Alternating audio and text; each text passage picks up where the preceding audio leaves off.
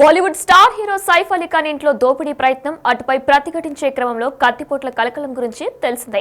సైఫ్ శరీరంలోకి 6 చోట్ల కత్తిపోట్లు దిగాయి. ప్రస్తుతం అతడు పూర్తిగా దీని నుంచి బయటపడ్డాడు. అయితే సైఫ్ తన సెక్యూరిటీ కోసం డబ్బు చెల్లించలేకపోతున్నాడా, రక్షణ కోసం సెక్యూరిటీని ఎందుకు నియమించుకోలేదు అంటూ చాలా మంది కామెంట్స్ వచ్చాయి. అయితే జరిగిన ప్రమాదం తర్వాత అయినా సెక్యూరిటీని పెట్టుకుంటున్నారా అంటే దానికి నో అంటున్నాడు. కత్తిపోటు ఘటన తర్వాత కోలుకొని ఇంటికి చేరుకున్న సైఫ్ ఇటీవల జాగ్రత్తలు తీసుకున్నారు. అతని కుటుంబం అలర్ట్ అయ్యి ఇంటి బయట సీసీటీవీ కెమెరాలు ఏర్పాటు చేసింది. రక్షణ కోసం రోనిత్ రాయ్ భద్రతా సంస్థను నియమించుకుంది. అయితే సైఫ్ అలీ ఖాన్ తనకివేమీ ఆసక్తి లేవని అన్నారు. తన భద్రతను నమ్మనని అతడు కమెంట్స్ చేయడం హాట్ టాపిక్ గా మారింది.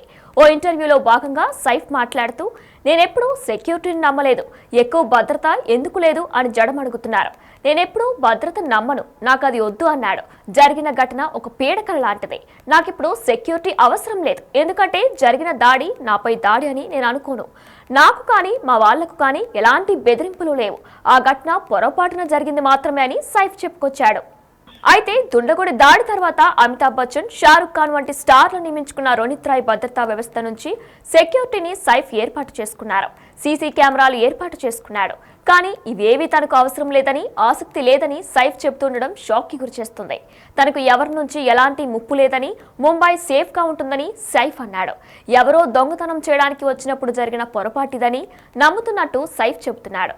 సైఫ్ అలీ ఖాన్ ఇప్పుడు గాయాల నుండి బాగా కోలుకుంటున్నాడు. త్వరలోనే మూవీ షూటింగ్స్ లో జాయిన్ అవుతానన్నాడు.